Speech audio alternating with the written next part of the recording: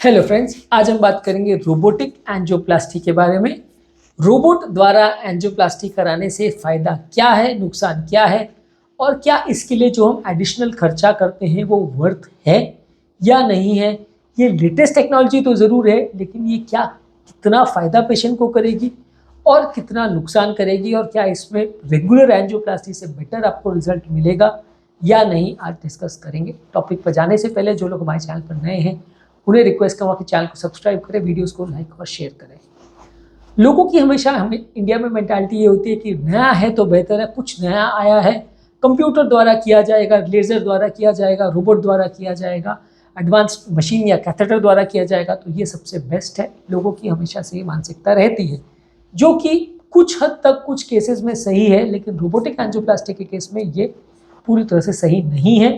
क्योंकि भले ये लेटेस्ट टेक्नोलॉजी है, लेकिन इसमें अभी काफ़ी रिसर्च बाकी है, काफ़ी चीज़ों में इसमें अभी भी लैक्यूना है, काफ़ी चीज़ों को समझना अभी आवश्यक है, और काफ़ी मामलों में ये सिंपल एंजियोप्लास्टी टेक्निक के कंपैरिजन से भी बहुत बहुत बहुत कम एक्यूरेट है। बहुत ज़्यादा कॉम्प्लिकेशन का दर है, और इसमें इनफैक्ट रेगुलर एंजियोप्लास्टी से कई गुना टाइम ज़्यादा लगेगा, कई गुना प्रॉब्लम ज़्यादा होगी, कई गुना कॉम्प्लिकेशन का रेट ज़्यादा होगा। तो एज ऑफ नाउ इसके पीछे खर्चा करने का कोई सिग्निफिकेंट मतलब नहीं है। रोबोटिक एंजियोप्लास्टी के पहले फ़ायदों पर बात करेंगे, उसके बाद बात करेंगे इसके नुकसानों पर। रोबोटिक एंजियोप्लास्टी का ये है कि अगर सर्जरी के बदले हम इसको करते हैं तो काफ़ी कम स्कारिंग और काफ़ी कम टिश्यू डैमेज से इसको किया जा सकता है। डॉक्टर को फ़ायदा ज़रूर है, जो कार्डियोलॉजिस्ट उसको कर रहा है उसको रेडिएशन एक्सपोजर नहीं होगा, वो अपने कंसोल में बैठ के मशीन पर जॉयस्टिक से हाथ घुमा घुमा के प्रिसीजन उससे कर सकता है। इसमें विजुअलाइजेशन वगैरह बहुत अच्छा होता है, जूमिंग वगैरह काफ़ी अच्छा होता है। इसमें जिन सर्जन्स को या कार्डियोलॉजिस्ट को हैंड ट्रेमर्स का प्रॉब्लम है कि सर्जरी के दौरान उनके हाथ कांपते हैं, उनके लिए काफ़ी अच्छा है कि भाई जॉयस्टिक पे बैठ के वो मशीन से करवा सकते हैं, और उनको हाथ कांपने की वजह से सर्जरी के दौरान अगर कोई कॉम्प्लिकेशन होने का चांस है तो वो काफ़ी कम हो जाएगा। अच्छी तरह से किया जाए तो इसमें काफ़ी अच्छा प्रेसिजन और एक्यूरेसी मिलता है। इसमें काफ़ी अच्छी तरह से स्टेंट्स को डिप्लॉय कर सकते हैं। हॉस्पिटल स्टे रेगुलर एंजियोप्लास्टी और सिंपल इसमें करेंगे तो लगभग बराबर है, शायद थोड़ा एडवांटेज मिल सकता है, और पेशेंट को कंपैरेटिवली ज़्यादा एक्यूरेटली अगर किया जाए तो पेन और डिस्कम्फर्ट शायद इससे कम हो। सर्जरी के कंपैरिजन में तो ये डेफिनेटली फ़ायदेमंद है। अब बात करेंगे इसके नुकसानों के बारे में। नुकसान में सबसे बड़ा नुकसान है कि कॉस्ट कई गुना बढ़ जाता है। रोबोटिक एंजियोप्लास्टी से आप सिंपल एंजियोप्लास्टी को अगर करवाते हैं तो सिंपल एंजियोप्लास्टी में ज़्यादातर हॉस्पिटल में 1 से 2 लाख खर्चा आता है। बहुत अच्छा बड़ा हॉस्पिटल है तो 2.5-3 लाख तक जा सकता है। अच्छे बहुत एक्सपीरियंस कार्डियोलॉजी से कराएं तो 1 आध लाख बढ़ सकता है। रोबोटिक एंजियोप्लास्टी टेक्निक से अगर आप इसको करवाते हैं तो खर्चा आपका लगभग रेगुलर एंजियोप्लास्टी से शायद डबल हो जाए, 2 लाख के बदले 4-5 लाख तक जा सकता है। इसीलिए बहुत सारे लोग को कॉस्ट इफेक्टिव नहीं लगता। इंडियन मार्केट काफ़ी कॉस्ट इफेक्टिव मार्केट है, काफ़ी लोग कॉस्ट के बारे में ज़्यादा सोचते हैं। 95% ऑफ द पेशेंट जो यहाँ एंजियोप्लास्टी कराते हैं वो कॉस्ट के सेंसिटिव रहते हैं। गवर्नमेंट स्कीम्स में बहुत सारे लोग कराते हैं, हमारे यहाँ पे क्या है उसमें 70% जो केसेस हम करते हैं वो गवर्नमेंट स्कीम्स में ही करते हैं, तो वो बहुत लो बजट केसेस होते हैं। उसके अलावा जो अफोर्डिंग क्लास भी है उसमें भी एक्सक्लूसिव टेक्नोलॉजी के लिए या एक्सेप्शनल टेक्नोलॉजी के लिए बहुत ज़्यादा खर्चा करना चाहें ऐसे लोग कम है। कॉस्ट इसका काफ़ी ज़्यादा है। इसके अलावा ये है कि बहुत सारे मेडिक्लेम्स में ये कवर नहीं होता, इसलिए जब कभी अभी आप बड़ा मेडिक्लेम पॉलिसी लेकर ये लेटेस्ट टेक्नोलॉजी के पीछे भागते हैं तो आपको ये पूछ लेना आवश्यक है आपके मेडिक्लेम के जो इंश्योरर है या जो आपका बंदा है जिससे आपने एजेंट से पॉलिसी ली है उससे पूछना आवश्यक है कि भाई ये मेरे कवर्ड है कि नहीं। पता चले आपने 7-8 लाख का बिल करवा लिया और आपको खाली 1-1.5 लाख का प्लास्टिक का बिल मिल गया, रोबोटिक का कोई आपको पैसा नहीं मिला, ऐसा हो सकता है। तो इसलिए पहले पूछना आवश्यक है।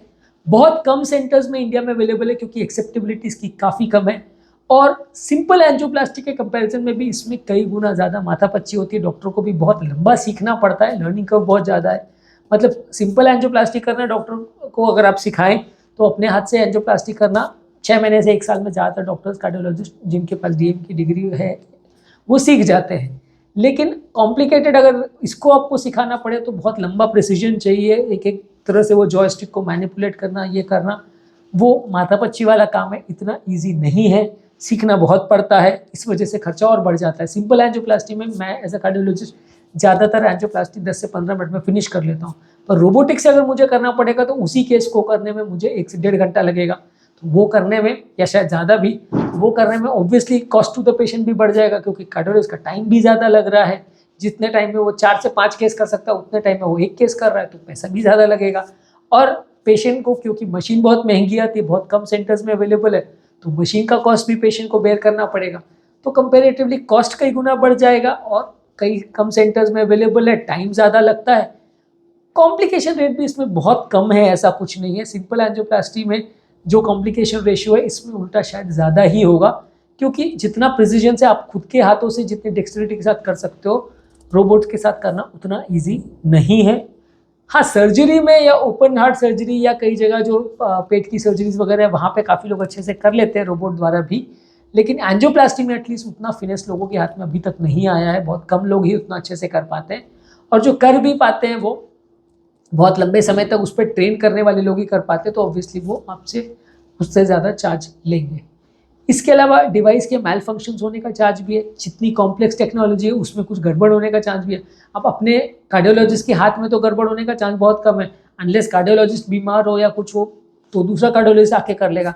अब मान लीजिए एक हॉस्पिटल में आप गए और एंजियोप्लास्टी के दौरान मशीन में कोई फेलियर हो गया, लाइट चली गई, मशीन में फेलियर हो गया, मशीन कुछ देर के लिए बंद हो गई, कोई टेक्निकल फैलेसी आ गई, तो ये क्योंकि बहुत कॉम्प्लेक्स मशीन्स है, इनको सॉल्व करना भी बड़ा मुश्किल होता है, और उसके द्वारा जो कॉम्प्लिकेशन होता है वो कई बार डेंजरस होता है। रिसेंटली एक रिपोर्ट आई थी कि मतलब किसी और प्रोसीजर के दौरान, एंजियोप्लास्टी के दौरान नहीं, किसी और प्रोसीजर के दौरान रोबोटिक टेक्निक द्वारा सर्जरी करने के दौरान पेशेंट की डेथ हो गई और डॉक्टर कंसोल रूम में बैठे रह गए। जितना बेनिफिट इसमें मिल रहा है उसके कंपैरिजन में कॉस्ट काफ़ी ज़्यादा है। दूसरा, फॉलोअप केयर भी कई बार मुश्किल है, क्योंकि अगर कोई कॉम्प्लिकेशन हो तो उसको भी सिंपल हैंड से कार्डियोलॉजिस्ट को ही मैनेज करना पड़ता है। तो यानी कार्डियोलॉजिस्ट की टीम भी वहाँ पे रेडी चाहिए कि अगर कोई केस बिगड़ता है तो आज के डेट में इतनी टेक्निकल एक्सपर्टीज़ नहीं है कि उसको रोबोटिक टेक्नोलॉजी से ही मैनेज किया जा सके, तो उसको सिंपल टेक्नोलॉजी से भी कार्डियोलॉजिस्ट को कई बार मैनेज करना पड़ता है। और अगर कभी कभार अगर केस में एक बार किया, रीब्लॉकेज आ गया, तो दोबारा से अगर करना पड़ता है तो भी कॉस्ट टू द पेशेंट कई बार कई गुना बढ़ जाता है। इसीलिए आज के डेट में हम इसे मान सकते हैं कि ये सिर्फ एक इमर्जिंग टेक्नोलॉजी है, जिसके लिए फ्यूचर में बहुत स्कोप हो सकता है। आज के डेट में उतना ज़्यादा इसका वर्थ नहीं है, उतना ज़्यादा स्कोप नहीं है। फ्यूचर इसके लिए अच्छा है, पर इसके लिए जो हम एडिशनल कॉस्ट आज के डेट में दे रहे हैं वो शायद वर्थ नहीं है। उम्मीद करूँगा कि आज के टॉपिक से कुछ नई बातें जानने को मिली होगी। जो लोग हमारे चैनल पर नए हैं उन्हें रिक्वेस्ट करूँगा कि चैनल को सब्सक्राइब करें, वीडियोज़ को लाइक और शेयर करें।